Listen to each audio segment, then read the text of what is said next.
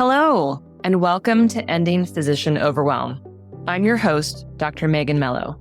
I'm a family and obesity medicine physician, as well as a certified life coach for physicians. In this podcast, we talk about how the learned habits of people-pleasing, perfectionism, and a lack of boundaries show up in our lives and how they contribute to burnout, exhaustion, and overwhelm. The healthcare system is broken, my friends, but let's not wait for it to be fixed in order to feel better.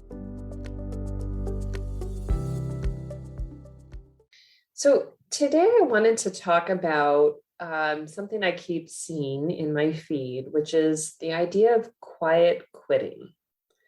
And if you've seen any social media posts about it, or heard stories on NPR, New York Times, because I know we're nerdy like that, you may wonder where this term came from. And I had to look it up myself. Apparently originated from TikTok videos that people were posting. But quiet quitting is this idea that you don't actually quit, you don't actually resign your job, but you start really pulling yourself back and just kind of doing, the minimum that's required. And I think I first saw this in an article where it was a teacher who was talking about how she had quiet quit several years ago. And so she went from, someone who sounds like they were doing, really the hard work that teachers do. She was, spending her own money on school supplies, which is a pretty common phenomenon in under-resourced schools and probably in over-resourced schools as well, to be honest. But she was really cutting back and, no longer putting as much work into planning her lessons. She was, of course, making sure that she, taught the required curriculum, but she was no longer grading every single, test or assignment that came in. And she really talked about it from a place of feeling like no matter what she had done before, that it never kind of seemed like she was doing enough. Parents always seemed disappointed and upset, and never really felt like she could win. And she felt like she was drowning. And so she really needed to cut back. And so I want to compare and contrast that idea with, what I would say is more of healthy boundary setting and more really approaching the same ideas from a really different perspective. So, when we think about these things, it's important to kind of drill down into, a few key questions, because I've seen this come up in doctors' groups as well and discussions online. What is quiet quitting versus healthy boundary setting? And so the first thing that I want to talk about with this is, what is the primary driver for you or anyone else to be making changes in the way that you work? Are you making decisions that you want to be more efficient or effective, which are not quite the same things, within your work from a place of sufficiency, from a place of feeling like, your knowledge and your skills and what you bring to work are enough? Right? That's one way this could look, versus coming from a place of defeat, coming from a place of, chronic sort of not enoughness, but being unwilling to do more and really feeling like you have to cut back or else you're going to completely drown and, sort of slide under the water, as it were. So what is the driver for you to make changes? So, where this might come up, for example, would be, someone who really wants to work on their charting effectiveness. They really want to spend less time charting. This might be, kind of in my circles, this might be a woman physician, often in primary care, or some other, non-procedural specialty often, where hours and hours are spent on charting after clinic, after patients have gone home, or, perhaps after they're done admitting patients, if they're in a hospital setting. And often there is this, chunk of work that gets done after the patients are gone. And then there is a travel home, eat dinner, sometimes make dinner, put the kids to bed, and then hopping back on the computer, right, to do several more hours of work. So someone who has been tending to work in that way could come to a place where they're making changes either from a place of defeat, right? Of feeling like, oh, I'm working so hard, there's nothing more I can do. I might as well just, kind of doing a half-assed job of my charts, versus someone who's saying, you know what, my time is valuable. I really want to learn to spend less time charting to make sure that I'm hitting all the key parts, but I'm going to really commit to making these changes, right? Those are, as you can see, sort of two different pathways. And one is really coming from a place of valuing themselves, valuing the work that they do, the skills and knowledge that they have, and wanting to be more effective at spending less time with the documentation, with the administrative parts of their work, versus someone who feels like they've got nothing more to give and they kind of don't care, right? So what is the primary driver for the change? The next thing I would have us think about is, whether the changes, whether the, when we think about sort of your workload, is the workload that you're doing actually mandated? That is, you're required to do it, at that volume, or, for that amount of time, or, kind of any number of ways that can look in medicine, right? Sometimes we are shift workers, sometimes we are RVU based, or, have a set schedule. There's a lot of different ways that turns out. So, is the work that you're taking on mandated by your employer? Or is it that you have been trained for many years in a competitive setting, in medical school and, residency, where you're trying to distinguish yourself and you're relying on external validation? And along the way, you've acquired some habits of perfectionism and some strong beliefs about the way things should be, the way your work ought to be done.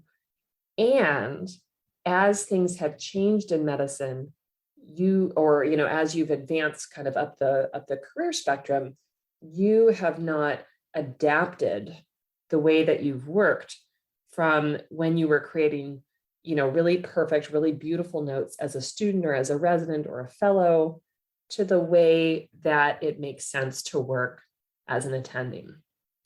So I see this quite a bit in, people that I coach, or just women that I talk to in other physician circles, where no one is standing over their shoulder. No one is telling them that their notes need to be, containing this, this, and this.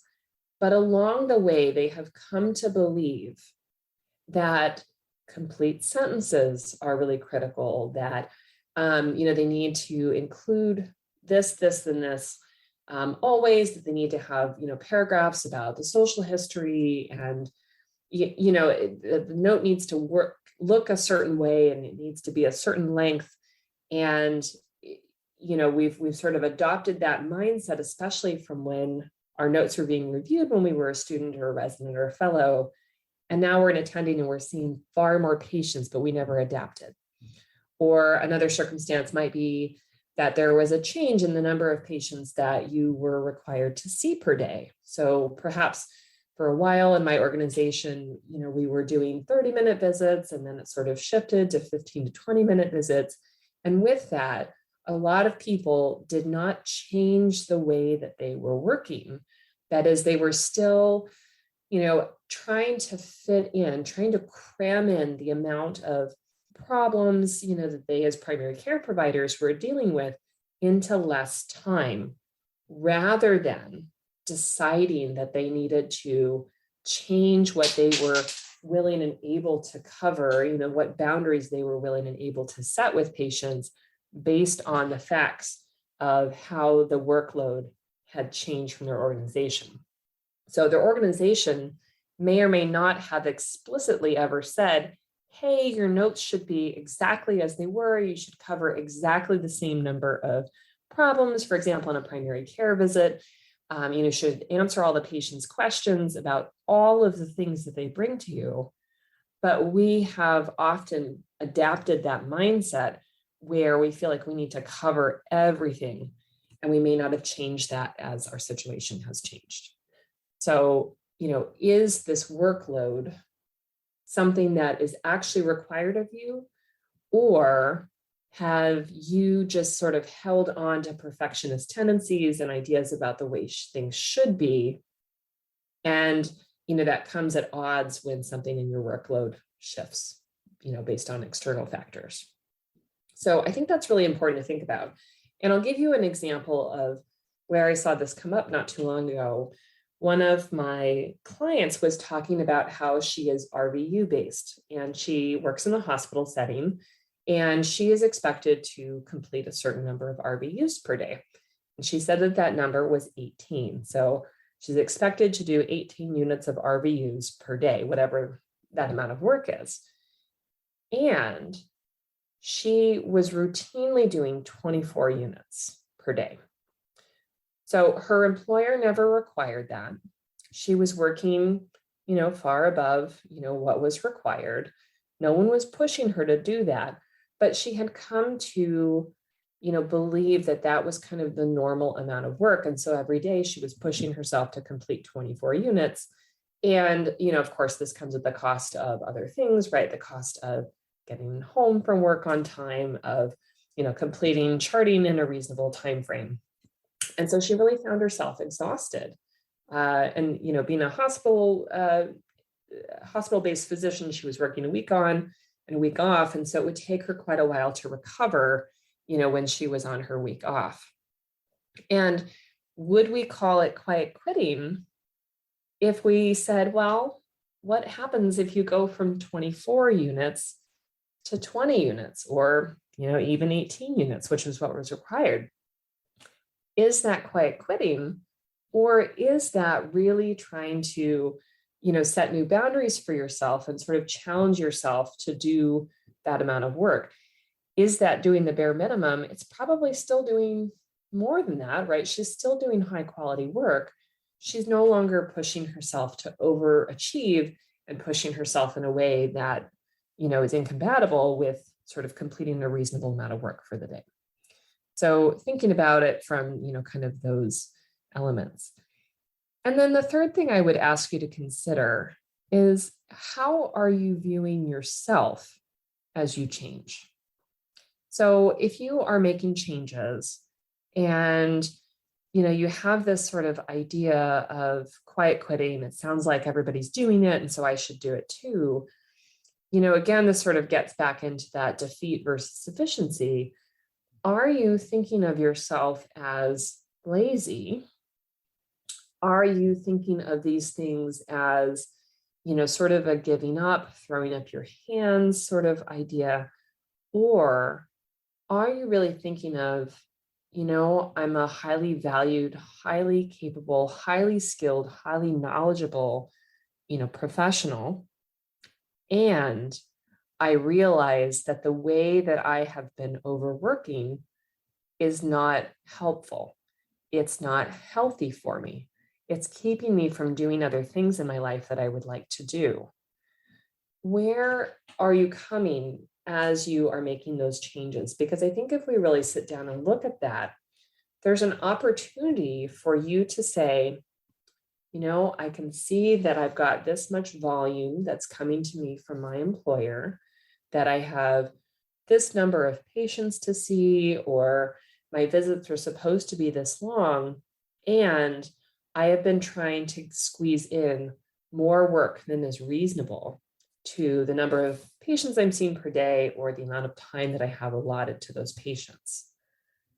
Is there an opportunity not to throw up my hands and say it doesn't matter anymore, not to do sloppy work, not to be haphazard, but to say, I have been doing more work than is reasonable, and I'd really like to make a change for me because I'm important, because my life is important, because I want more than simply showing up to work and serving all the people and not really valuing myself, valuing my time. You can see there's a tremendously different energy that goes into answering that question. And although we may sort of, think of ourselves sort of sheepishly, or think that, or, perhaps feel guilty about cutting down on the intensity or the amount of work, often, there's really this opportunity there to say, I am important. I am enough. And it's okay for me to decide that I no longer have to give 130%. And I'd love to say when 100% will do, but knowing how we are, I'm going to say, let's cut it back to 110% because that will still feel like a B minus to most of us. Think about how this idea lands with you. Does it make you feel nauseated? What do you think are the opportunities there? Are you really looking at what is being asked of you for the day? Are you really seeing that as the truth? Or are you still sort of stuck on how you think it should be? And I'll give you an example of what I mean by that. Again, when I was an employed physician, I was typically on 20-minute patient visits, and I was probably routinely spending 30 to 40 minutes with each patient. I couldn't see the 20 minutes as being valid. I was often looking at that and saying, well, that doesn't seem right. That doesn't seem like enough. My patients deserve more than that. People need more of me than that. And so I was giving it to them, but, at a cost to myself, right? Because of course, that meant that I never ate lunch in the middle of the day. It meant that I never left on time, that I often was running late getting home to my family, often was charting after hours. And I don't want to say that I think that, a certain amount of time is right, for visits. That varies tremendously by specialty. It, varies tremendously by where you are, what kind of a system you're working in. Are you private practice? Are you employed? Are you rural? Are you in a city? Do you have a lot of specialists? Do you not have a lot of specialists, right? There's so much variation that we can't, just make a right or wrong. But I was refusing to look at the situation as it was, right? The reality that I had 20-minute visits, that I was constantly trying to shove too much into that time, that I was not setting limits with my patients, that I had a lot of unconscious or subconscious thinking about 20 minutes wasn't right, it wasn't enough, that how on earth could I cram all the things in, right? And then I would try and do my best, but I would come at a cost of me. And yes, it's true that my patients really liked that, but it still wasn't very reasonable for the situation that I had. And so that's what I invite you to look at with your situation. And I don't want to suggest that that's an easy thing to look at, but with, again, the volume or how your schedule is crafted, or, if there's a RVU productivity sort of model, like, are you doing amount of work that is reasonable for what you are sort of supposed to be doing based on your employer's model? Are you doing too much? And I would say very few of us are probably doing too little. We're probably much more on the doing too much, continuing to, write our notes as though someone's standing over our shoulder and attending, looking at our notes as though we're a student or a resident or fellow, trying to make it all perfect, trying to cover as much as we can, to cram as much as we can in, and how that's unreasonable. So it doesn't have to be this notion of throwing your hands up in the air, of, feeling this tremendous amount of defeat and deciding that you're, to hell with it, you're just not going to do it anymore. It could be really coming from a place of deciding that 20 minutes of your time, skills, and expertise, if that's what you have, is enough. And that's going to require some agenda setting with your patients. It's going to require some expectations. It's going to require you setting some boundaries and sticking to them, which is unpopular with people, right? That's not just true of patients, of course. Setting boundaries is uncomfortable with anyone. You set boundaries with your kids. Sometimes they're going to rally against you. If you set boundaries with your family members, sometimes they're going to be mad at you, especially when those people have been able to take advantage of your time or your energy, or your money or any other number of things for a long time. And now you're deciding to set some boundaries. So I'm not going to say it doesn't come with some discomfort, but what I am saying is that that discomfort may be worth it in terms of how you get to feel, of how you get to come to it from a place of sufficiency, of enoughness, and not from a place of lack or defeat. So I want you to think about this with your situation. I want you to think about what might be possible for you. Can you imagine a day where you are doing your medical work, whatever that looks like, or doing whatever other role that you do, and that you're doing enough, that you're doing the right amount of work for how your day is designed, and not a whole bunch extra? Not going to say 0% extra because I know you, but I want to say, that you're doing enough and just a little bit more. What does that open up for you in your life? If you're not constantly feeling overwhelmed, if you're not constantly feeling like the victim of your time and your schedule and what other people are needing for you, is there a possibility for more joy, for more play, for more rest, for more calm, at the cost, yes, of some discomfort of setting boundaries, at the cost of discomfort of trying and failing to, make some changes in what you're doing, because it's not always going to go smoothly, right? Anybody who's worked on trying to chart more effectively can say, yeah, that's kind of hard going. It's a challenge. That doesn't mean we have to give up. That means we have an opportunity to keep trying to tweak it and make it better for us. All right, well, that is the episode for today. I want to say a big shout out to my friend Lynne, who, when I was sort of running ideas by her for today's episode, she said, yes, talk about that. Talk about quiet quitting. I keep reading about it. So thanks, Lynne, for rallying me on for today. I hope you have a wonderful week. And please, if you like this episode, if you like any of the episodes, please be sure to share it with a friend. Please leave me a review, especially on Apple iTunes. When you leave a review and a rating for the show, that helps others to find it. It's all the magic of all the algorithms. So please, the more you sort of chatter about it, the better it is for people to be able to find it and be helped as well. Have a beautiful rest of your day. And until next time, see you later. Bye.